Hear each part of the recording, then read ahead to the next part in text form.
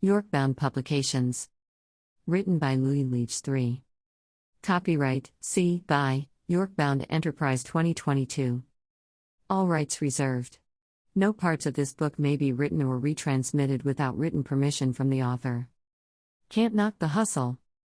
Episode 2. If IT don't make dollars, IT don't make sense. Just the mention of the word money brought a smile to Champagne's face. If there was one thing that could definitely put a smile on Champ's face, it was money. And lots of it too. Champagne had been diagnosed with a mental disease called caviar taste on a ramen noodle budget. Don't get me wrong. Most times Champ was built for her taste, but sometimes, things got a little rough for Champ, just like it did for most of us. That was normal.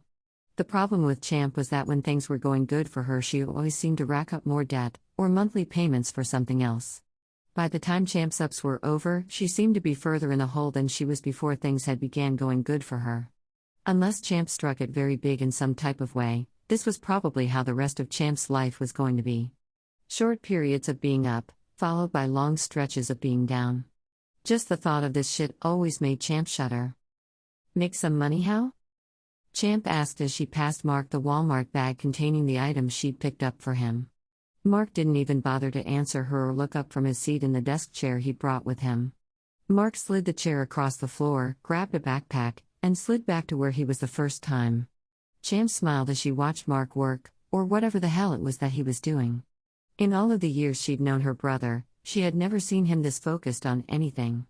Even as a child, Mark had never been able to focus on much of anything without his mind eventually wandering off into space somewhere. Champ continued to watch as Mark emptied the contents of the antifreeze-shaped container called degreaser into a saucepan. Champ pulled up a chair and grabbed herself a front-row seat to the show. She sat there staring at Mark with her eyes and mouth wide open. Champ was practically drooling at the mouth, without being aware of it at all. Champ was entranced by what was transpiring right before her eyes. Mark was literally making money. Champ quietly sat and watched as Mark expertly went about his business, which was basically printing money. Mark started with a $1 bill. By the time he freaked and bounced that joint, he had a very real feeling, an excellent-looking $20 bill. Champ couldn't believe her eyes. When the hell had Mark learned to do this? A better question was, why was she just finding out about this gold mine? And why wasn't Mark rich? Or at the very least looking like he was? In Champ's mind this shit made little to no sense at all. If Mark knew how to make a $1 bill turn into a $20 bill, he had to be banking some major money. But why the hell was he usually broke? So how long have you been doing this? Champ asked with genuine interest. Mark looked over his shoulder and shrugged as he continued working. I knew how to do this for a while. It's just something I do when I need a few extra bucks for something. It looks pretty good too. Check this out.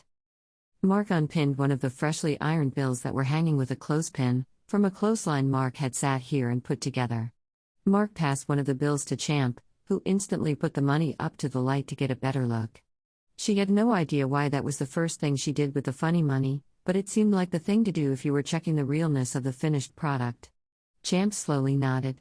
She could not see a difference between the bill that was in her hand and a real $20 bill.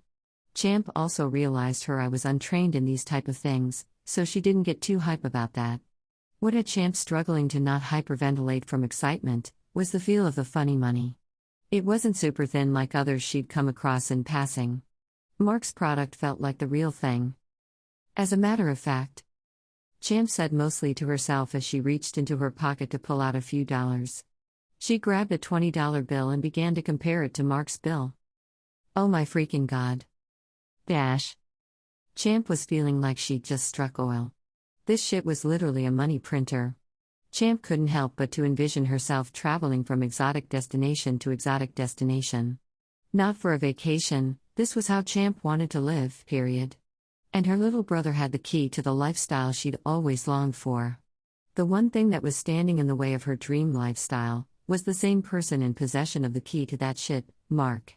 Him and Champ were different in almost every way possible, including the way their individual minds worked when it came to spending money. The first question Champ had for her brother was, why did he make all $20 bills instead of $100s? Mark said he used $20s because they were a lot less suspicious than $100 bills. Champ disagreed with this vehemently, but she managed not to open her mouth. Mark went on to explain that this wasn't a thing he did on a regular basis, and he wasn't really all that sure how good the money was. He knew his bills were good enough to pass the money marker test at the corner stores around the way. He'd got up off of his bills at those type of joints 90% of the time. The other 10% he was using to enter neighborhood crap games with. And Mark didn't even do that with his batches sometimes. He was too worried that the funny money would be traced back to him in some type of way. Mark was more paranoid than hungry for some coin. Champ was the exact opposite. She gave zero fucks about any of that being careful shit. I mean, it wasn't like Champ was a complete idiot who would do idiotic things if she were the one in her brother's position, but Champ did feel like Mark was being extra careful and extra paranoid for no reason. Mark kept taking about the feds this, and the feds that. Champ wanted to laugh her ass off and tell Mark that him and his few dollars worth of funny money he got off in the neighborhood was the very last thing the federal government was thinking about. After her conversation with Mark, Champ's mind was made up. She'd found her new hustle. She was going to print money. Way more money than Mark's scary ass. She was going to do it the right way and get it some real money. She just needed to learn how to do the shit first. Luckily for her, Mark already asked her if she had enough time to help him make a batch this week. He offered to pay her for her time. Little did Mark know, she should have been paying him, because Champ was planning to learn everything there was to know about the process of making funny money, and little did Mark know, that he was going to be taking on the job of being her unsuspecting teacher. Champ was 3 days into working with Mark before she had to run back to the store for more degreaser and other business-related products. Champ had been doing nothing but studying Mark and his techniques since the day she began working with him. Champ hadn't had the time, or even want, to try to think about anything else at the moment. Any more shit added to her life at this point would be nothing more than a distraction. Making this money was taking up 100% of Champ's time, attention, and cares to give. She was a woman on a mission. Champ was focused as she searched the aisles of Walmart for the things she'd come here for. "So you stalking me now, huh?" Champ turned around to see Biz standing there smiling. Champ let out a slightly irritated low-key, in her own mind, sigh. She knew exactly who was behind her. She wasn't trying to be mean or anything, but right now was definitely not the time for love or whatever, but she still managed to smile as she responded. "You wish." They both laughed. Champ was just about to say something else, but Biz beat her to the punch. "So when you gonna let me take you out to eat or something?" Biz smiled at Champ as he awaited her answer. His boldness threw Champ for a little loop.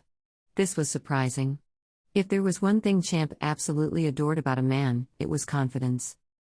"Finally found your nuts, huh?" Champ joked. Diz laughed as he shook his head. "I deserve that, I think. But are you willing to let me attempt to make it up to you, now that I finally found my nuts and all?" Diz said with a huge smile on his face. Champ answered his question with a peck on the cheek. She walked away afterward without saying a word. She put a little extra stank in her walk as she exited the scene too. Diz stood there shaking his head. "A woman of mystery. I like that shit."